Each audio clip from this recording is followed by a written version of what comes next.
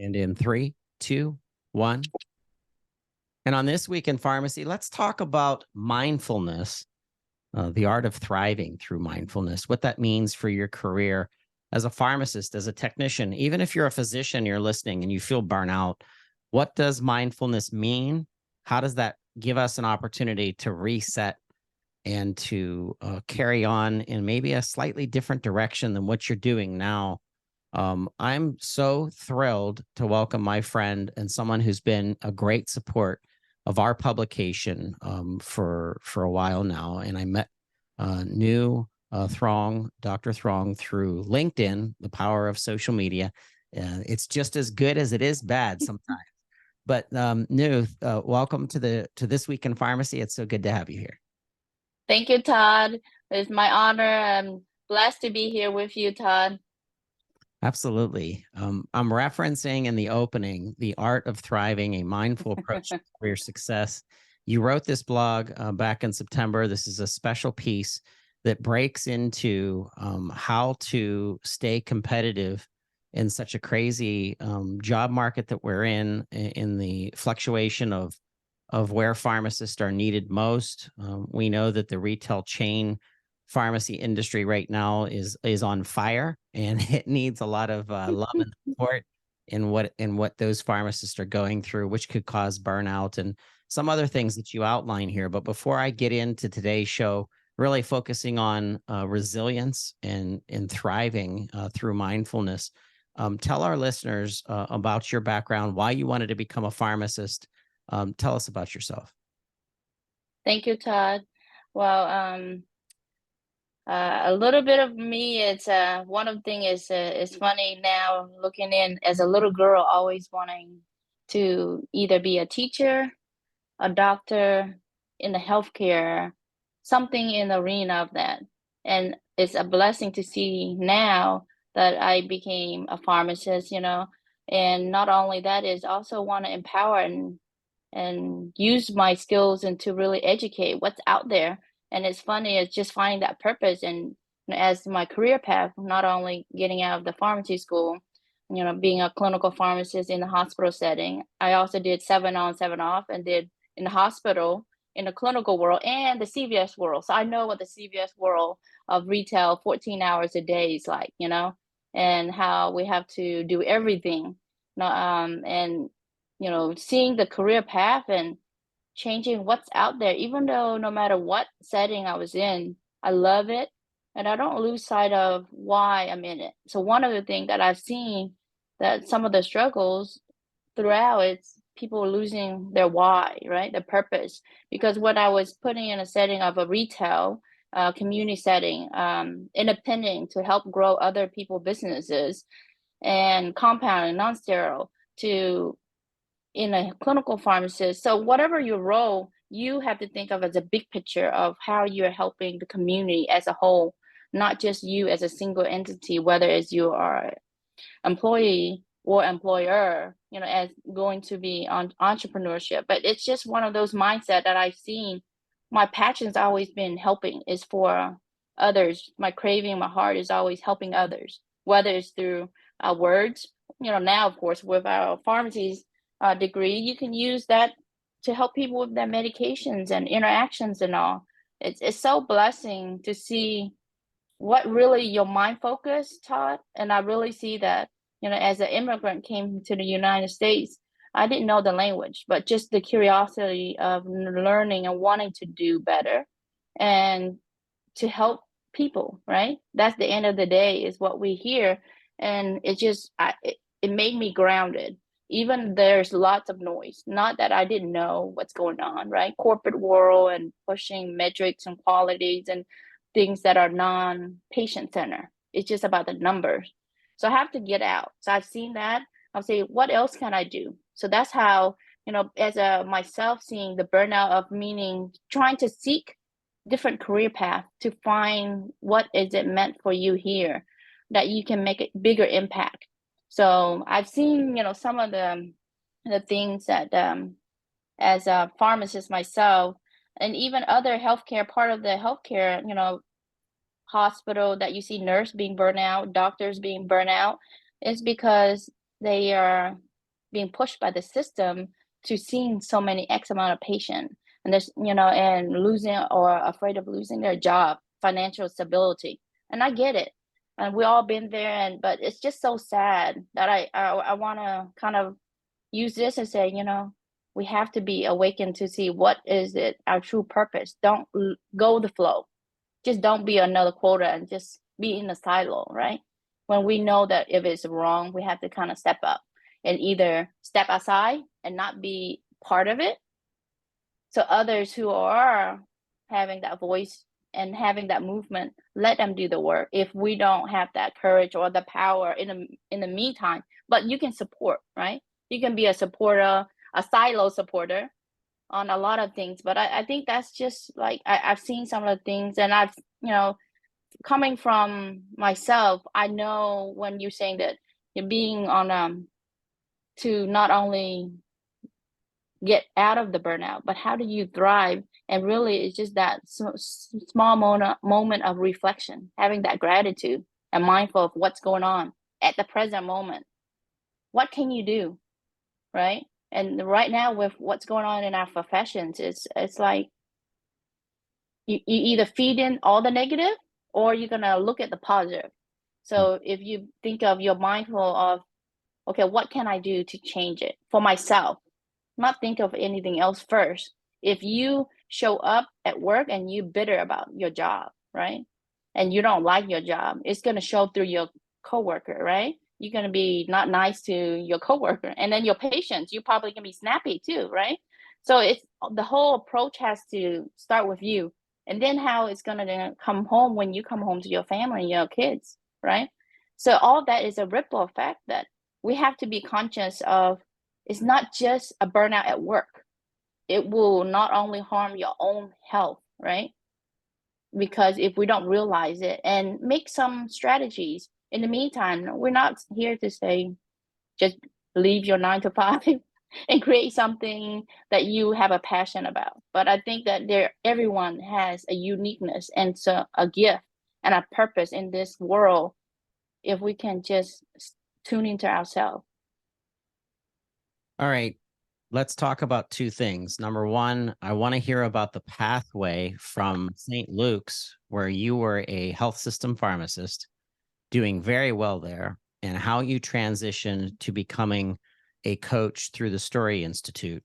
That's number one. Number two, I want you to help our listeners set some steps in order to exercise their level of thinking, their level of perception, and perception is our reality. But you and I, if you were a negative person and I was a positive person in nature, we may look at things, the same thing, completely differently. You and I could go to a retail chain pharmacy job where we were expected to be there 8, 9, maybe 10 hours a day, not have a chance to have a break, not have a chance to, take some lunch or make a phone call or just relax, or, the stress that those pharmacists are under and those techs are under. But the attitude that you are referencing puts the reality of the situation that we're in, and it impacts other people. It impacts our coworkers, like you said. It impacts our patients. It impacts our friends, our family. So let's talk about your pathway first. You were doing very well as a health system pharmacist. I can imagine, the income that you were generating was great. You had made some decisions that you wanted more out of your career. You wanted to help others. You wanted to move into coaching. Talk to us about that pathway. Yeah, so one of the things that I've seen as the struggles, not only the system is great, it's because of my mentality. Like when you say, I'm always positive because I see I'm here to serve, I'm here to make an impact. So I know that I put my heart and soul and put everything at the moment for that patient. So that way, at the end of the shift, my mind is completely free because I'm all in at the present moment. I'm not worrying about other things. So one of the things that I've seen as a struggle when you're fine-tuned and kind of constrained in the health system wise is you're not able to really get out there and raise awareness of what's more than just a pill for an ill.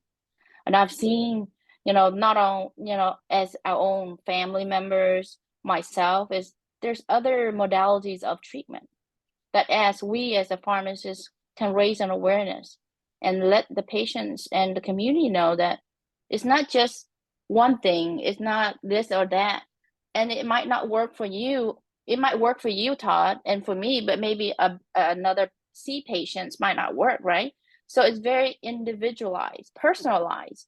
So that's why sometimes, but having that connection and really understand the patient and each individual is so unique. And so, and one of the things I've seen is the holistic and functional medicines, right? That it's always been ancient in thousands of years. It's already been. But I noticed that people talk about the woo-woo, when they talk about the hypnobreath and the sound healing and all the things that people kind of lose sight of because of the noise, right? Because we're also in a fast-paced, quick and instant, right? We want something here. Like if I'm ill, I'm sick, I'm in pain, I want it now, right? And like, but I think one of the things I think is we're so caught up on wanting it so much and having that instant gratifications, right? Of wanting to, whether if you want that pain to go away, or if you as a career, you want it just now. But success doesn't happen overnight. And pain, if you're, really, it's all perceptions. Your pain level might be high, but then I said, oh, it's still the little paper cut. But for me, it didn't hurt that much. But everyone individual, so we have to kind of really tailor and acknowledge each individual uniqueness. And that is the key on how personalized medicine and functional medicine in this movement is more than just one dimension that I want our profession to kind of say, step on, there's more to it, right? Pharmacogenomic, right? I mean, there's so much that our profession is not seeing, and I seen that because when we went to school, they didn't really they didn't really taught us about entrepreneurship, business, what's out there. They only see retail, hospital, maybe long-term care, what, like very black or white, right? But there's so much opportunities out there, and that's why. And I've seen the burnout on people, and I say, why is it? I have that burning fire. It's like, how come no matter what I was been, I don't have a problem because I want to fix it. My mentality is not just be in it and go with the flow. I Yep. want to be innovative, find a way to help that system, help find a way to help that community, that pharmacy thrive. Because when they thrive, their patient thrive, they're happy. So it's a win-win for everybody. But not everybody have that mentality of how can you help others, serve others first. Because when you put others first, you have a higher purpose. It's not just about you. I believe and totally embrace that the universe will bring you so much more. And people just have to have belief that there's so much kindness and love out there and people willing to help you if you reach out and ask. And that's where coaching is unbelievable to kind of ignite your potential. It's boundless. Yep. And I want to reference the world of outcomes and the world of data and the world of what you value as a pharmacist and as other pharmacists listening value, which is evidence-based medicine. And when I'm talking about that, there was an interesting article and research that was done by Dr. Luana Coloca. She's a physician scientist at the University of Maryland in Baltimore, and she calls the placebo effect, she calls that our inner pharmacy. Now, listen, this is hilarious. This is so powerful. She said that just expecting to feel better can cause the release of substances in our system to literally make us feel better. And she goes on to say that the placebo effect can be powerful. It can help us with pain, fatigue, depression, anxiety, or nausea. But our inner pharmacy can't treat everything. It can't, for instance, make tumors go away or lower your cholesterol or get rid of infections. So what I want to say to our listeners is your inner pharmacy is extremely powerful to the mindset of what you think about your career right now. You're driving to work right now and you're white knuckling your steering wheel and the traffic's probably bad and you have a 9-hour shift ahead at a retail, community pharmacy, and the chain pharmacy doesn't care about you, or at least that's the way you feel. And you have to make a decision right now, if you can, if you're at a stoplight or you're stopped, if you shut your eyes for just a second and just breathe and just relax and just kind of meditate and try to take time to get ready for the day and try to conjure up as much positivity and love and care and the whole purpose of why you became a pharmacy. Remember back when you made the decision to enroll in pharmacy school, how excited you were. And that's the first stage. But the next stage is to make a plan to do something that will change and alter and support your mindfulness for the rest of your career and make those. And by the way, that's not a one and done. Look at me. I've been in pharmacy now since 2004, started in technology and software sales and long-term care pharmacy, started my own buying group that became a multi-million-dollar, $9.5 million a month in drug buy, extremely successful. That collapsed based on things that were out of my control. Went back into technology, started a podcast, had no intention of it doing what it's done today. And now it's this global publication reaching hundreds of thousands of listeners across the world. And I'm so proud of the resilience and the dedication and me looking at and listening to the naysayers and telling me that it would never work. You can't make a living at it. You can't do this. This doesn't make any sense. It's too woo woo, like you were saying. It's too fluffy, and I'm just like, no, it's something that's necessary. It's something that's needed. And that is exactly what you did. You decided to make a change in your own life and your own career that now is going to have, I'll use your words, a ripple effect on the rest of the people that are surrounding you and are tapping into your energy. And I think that there is something scientific and proven based on even this article about the placebo effect that can interact and impact people, patients, providers, partners, your husband, your wife, your kids, everything. It's a domino explosion of opportunity for us. Yes, it's so much, Todd. And when you talk about placebo, I'm just going to add, if and there are data, like if a physician tells a patient, right, you have cancer, that word by itself would either break you if you don't have that mindset of strong mindfulness grounded on what it would do to you. On a normal person, if you hear that word by itself, you go crashing. I don't want to live. Oh, I don't have much X amount of time. But if you have the will, say whatever it is, I'm going to enjoy the fullest, live with gratitude. Your perception would change. But the another word I want to also emphasize is the word that our impact will make, right? Because our word is the impact also. So it starts with our mind, because if our mind, because all that it start with our mind. Whatever our mind is, it come out to our word, our mouth, and it come out in the words, and then it become an actions. So we have to be mindful and be aware of our thoughts, and then it will come to our words and then our actions. So whatever you feed to it, it's like a tree, Todd. When we want to grow a fruity tree that are really lovely, you have to feed some loving, the soil, the water, the sunlight. And if you sing and put love to it, it's different, right? But if, let's say, you don't put water, you put it in an area that doesn't have sunlight, you don't have none of that. What that tree will give you, right? So whatever you want, you got to put into it. So whatever your focus, whatever you want, you got to have that shift, and you're willing to work hard and stick with it and guarantee you will have results. But you got to trust the process and go with it.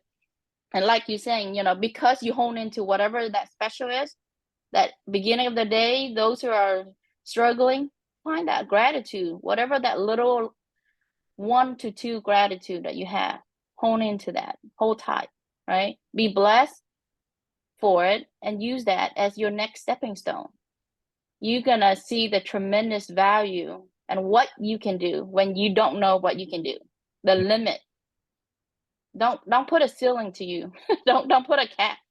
Don't label you. Don't put us in a box. We're not just a pharmacist. We're not just a pharmacy technician, right? You're not a nobody like that. Don't label yourself. You are being here in this planet. You have a gift. You have a power. You have a special uniqueness. You just don't know it yet. Yep. Find that person to ignite and unravel, shine you out in the light, because when you do, you're going to be unstoppable. Exactly. Yep. I've talked to so many people, including the founder of the STORRIE Institute, Dr. Christina Manukian, and her belief in herself. She's told several stories about her own ups and downs and how she's come back to that resilience and that commitment of mindfulness and what that did for her in her career and how she's impacted other people, including yourself. So talk to us a little bit about the STORRIE Institute and your mission through that. Well, one of the things I want to share the light on how urgency. My last place that I worked with a pharmacy technician, right, in a toxic environment. She came back from a complete remission, completely healed from an overdose. She wanted to kill herself, right, because of how bad the toxic environment of another burnt out corporate world of pharmacy. She came to a smaller, independent med spa in a smaller arena, not knowing only 4 hours a day, Todd, would another episode could occur. And she, as I told her, I was like, I'm not gonna help this place, and I'm gonna shorten my link and not give them the full link. I'm just gonna not be here anymore. Are you gonna be okay? Because before I do anything, I always want to take care of my people, the people I work with.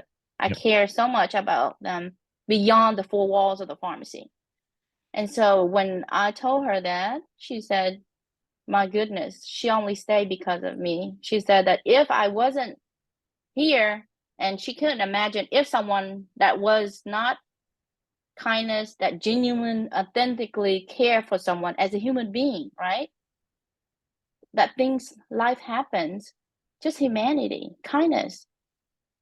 She would have snapped again. And that just gave me chills, Todd. Like, I was like, I was like, that is why my mission is to amplify, and we have to get the people who are burnt out to know that there are options. Yep. I'm not here to say that leave now, but your mental health is much more, because if you snap, and I can see that fine line, Todd, when, because I was with her and I was like, I can see how someone can lose it, right? How the massive shootings, because it's either someone exclude to harming themselves and not harm others, that inflict their own pain, or to the point they can't void anymore and they snap, or they inflict pain on other people. That's why you have massive shooters. So for me to see this and say, how can we be proactive and preventative and knowing everyone and have empathy and compassion for one another? That is how you bridge the gap of the burnout, right? And the violence and things that are happening now in this world, that people don't see the humanness, right? Humanity. We got to bring humanity back. And even in the place of healthcare, if you're treating one another like that, how are you treating your patient?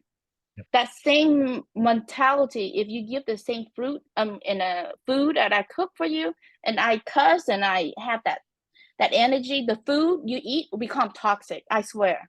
But if you give with love and nurturing, all the love, it's different. like what you're saying is placebo effect, but that energy, people will pick it up. Mhm. People will pick it up that you loving kindness and care and compassion, and you have that to generate. And I said that there's my mission right there. I want people to find their purpose and help people get out that burnout and don't feel that. And I was like, if I can save one person life to know that they matters, their life matters, and they are so important, their stories and whatever their uniqueness gift, just find it that spot and put it in another environment. You thrive, right? Because the leadership people don't know. They just want to put you in a box. Oh, you do this, do that. But if you have a lot of things, your gift and skills that you already have, there's so much value and so much that you can offer to the world right now. And that's what I want people to really gauge in and say, yes, there's a lot of noise, a lot of things in the news. No news is good news, right? When they put that out in the media. But we're gonna have to flood with a lot of right here, the positivity right here on our show, like with Todd. We have got to bring that back. There's a lot of those here. We just have to bring those people and those environment and those people into the light and say, we're here to help you. And those people are, you're not alone. We all been there. But it's just that moment. How can you handle your emotional? If you're not grounded, and I can see that, I say that is why people change so much. They became bitter of their profession and they lose. So when they come to work, they're not really passionate about caring. It's just another thing. Oh, if the patient die or whatever, they lose that. What if it's your mother? What if it's your son, your daughter? If you treat it with such care, it's totally different. Yep. And if you treat your own business, or if you go to work at CVS, Walgreens, wherever you are, and I know that they will have to change, and those who are in it feel stuck, find a way to even maybe do a side business, a side gig. See, find out what something you like to do, and then maybe slowly decrease the hours where you burn out. Well, find a way to get out. But if your mental health, oh my goodness, Todd, that I was like, you gotta find that passion because it's so much to help people. And when people truly believe in it, they go off and they feel that the fire. Yes, I got it. You're gonna see so much love and the next ripple of their family, right? You save that person alive. Now they go and make impact on others. That is just a blessing. It's so much more. But when you look at it, it's not just one thing. It's not just one patient. Look at the well-being of everyone. How you helping that patient, that whole family, the community. That's how I see it, Can you Todd. imagine day after day, 5 days a week, maybe 6 days a week? Can you imagine collecting garbage? And if that was your job, just collecting garbage, you're a garbage person, you travel the neighborhoods, you pick up the garbage, you put it in the truck, you crush the garbage, you take it to where it needs to go. And you're doing that day in and day out, and that's your job. There is a video on YouTube of a garbage man on the back of a truck who pulls up to a home, who the young, I think the little baby boy, he's 2.5, 3 years old. He is so excited to see his Mm, friend. They've made, obviously, these two people have made this relationship. He runs out of the house, runs to the garbage guy, gets to pick up a couple of things that are on the floor. The garbage man picks him up, puts, the garbage, helps him put the garbage in the thing. And then when that interaction that isn't obviously probably slowed him down because he had to take time to talk. But the attitude of that garbage man and that child and the impact that that man that is in collection of our waste, his attitude was an attitude of love. And the job yes. he does and the job that he has, the pride that he takes is bigger than keeping garbage off the streets and keeping our neighborhoods clean. It's bigger than that. And that video showed me that you could have any job in the world and decide to be a jerk and have a bad mind frame and think Yeah. woe is me and feeling like a victim, or you could take the approach of that man. I wish I knew his name. I'm trying to actually search for the video now. That man decided, I'm waking up and I'm going to take joy in some of the little things, and the little thing that he took joy in was making that 3-year-old baby excited to visit him on his pickup once a week. And that's special. And that should be a reference to all of us in the impact that we have, the impact that you're having on me right now, because I'm sucking off the energy throwing out there, and it's wonderful. But we're supporting each other, and we're putting this interview together and this podcast together because we hope that someone's going to listen right now, and it's going to start a fire in their heart to change their own lives. Yes, and it's amazing how small acts of kindness, right? Because when I was like I mean so much, but it's so appalling when, like, for instance, I went to a conference, right? And this lady, her name Claire, she went all to the airport earlier. So I said, well, make sure you text me, make sure you land home okay and made it home. And later on this week, I hop on her live audio, and she say, one of the things you didn't know, but you made an impact to me because nobody said that to me except my family. But not many people really love and cherish relationship connection like you have to, because at the end of the day, it's relationship, how we show up, right? But when you show up authentically as you, be you, and share that love and kindness, people appreciate that you don't know of, right? That they're like, and I thought that was normal. I thought that was common, but common to me is not common to others. You see, that is how we got to spread that, like that love and kindness, being mindful of slowing down. Wait a minute, while you checking the patient's prescriptions, or maybe you're counseling, maybe you ask them how they're going, how their family going, right? How's life treating them? Maybe they'll share you a little story. But I know in the corporate world, it's hard to have that conversation. I've been there. But one of those things is getting to know your coworker, getting to know your patients, getting to know your community, and really be there. And it doesn't have to be financial support. It can be just being present. And I hear you. I'm listening to your story. Be present and acknowledge and care for one another. That alone will have an effect on people. Just people don't know the power that you have. And in this world, people is chasing another shiny object, right, Todd? Yep. I mean, what we talking about? Oh, fancy car, fancy house, fancy this and that. But what is it going to lead you, right? We're all, at the end of the day, we eat 3 meals a day, if those who eat 3 meals a day, not fasting. But, it's literally, we're all the same. No matter what our race, our gender, our religion, if we treat one another as the same, like our sibling, sisters, and we all believe the same, then we care for one another and lift one another the same. I guarantee you will have a positive ripple effect on others.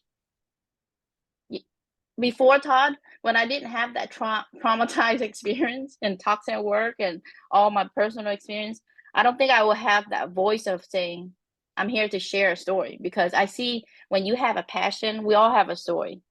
And when it lights you up, you're like, no, you got to keep going, because so much impact that you got to do, that you got to help other people. Because people can't go home being drunk or being bitter and vent on their family.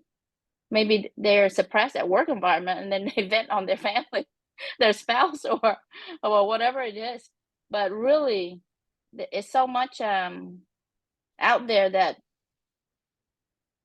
and all the healing and all the modalities, I truly believe, and it comes from, I guess, in our culture too, and how I believe that, even, I don't know if you believe in this, but the power of meditation, right? The power of just calming yourself down and tuning in, like, if you believe in faith, like if it's God, Buddha, what other divine force, or even that you believe in the law of the universe, stay tuned and be aware.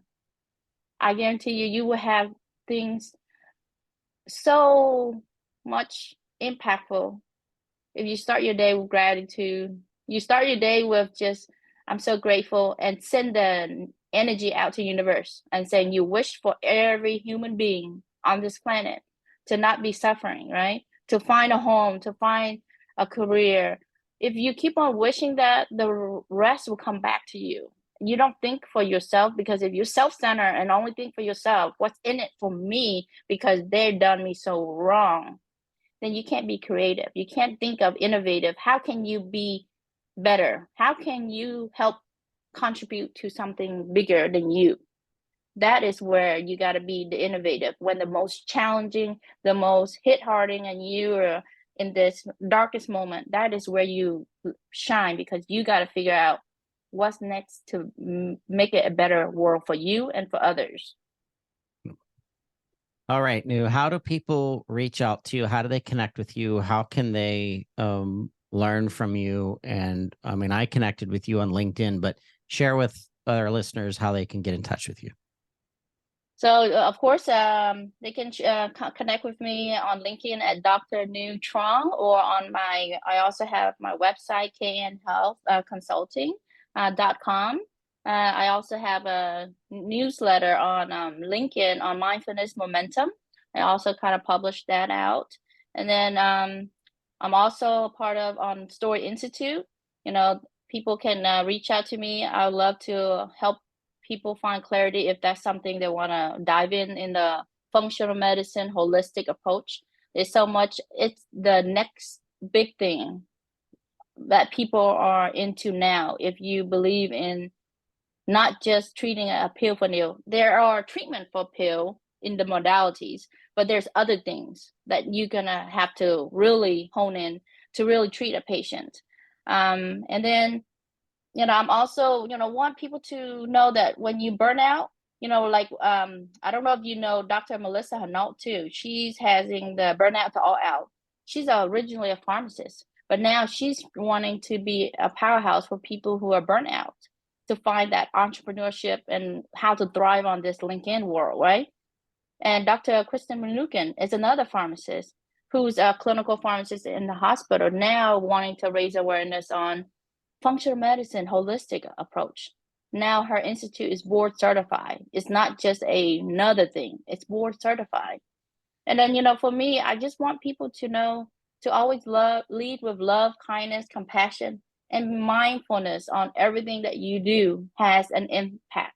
And it starts with our thoughts, our mind. And when you really stay in tune to it, the rest will be history. You will have flow with ease. And of course, I'm not here to say it's easy. It's like a awakening moment of like, oh, instant. Oh, I'm here now. No, it takes a lot of practice, a lot of digging, a lot of studying, a lot of things that you have to do yourself, right? But nothing comes without hard work. And all of our listeners, I believe in them, that they have so much potential out there, Todd, that it's just waiting for them. And I can't wait to see their own transformation. Maybe later on they'll drop say, Todd, you and Nu inspired me to be this.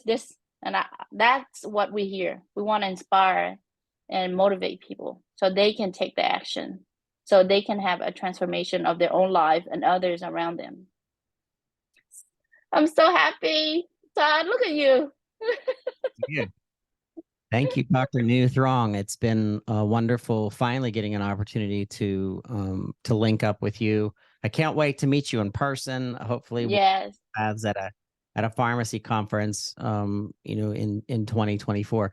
I'm trying to make it to South by Southwest, as I prefaced before we started. If I do plan on and get a pass to go to that, I'll definitely let you know, as well as our listeners. But coming together in person is special. As much as I like seeing you on Zoom, it's the hug and sitting yes, for a cup of tea or coffee or something and yes. bonding. But thank you so much for being on This Week in Pharmacy and sharing your journey and your mission through mindfulness and really leveling up in our careers in pharmacy. Thank you so much, Nu.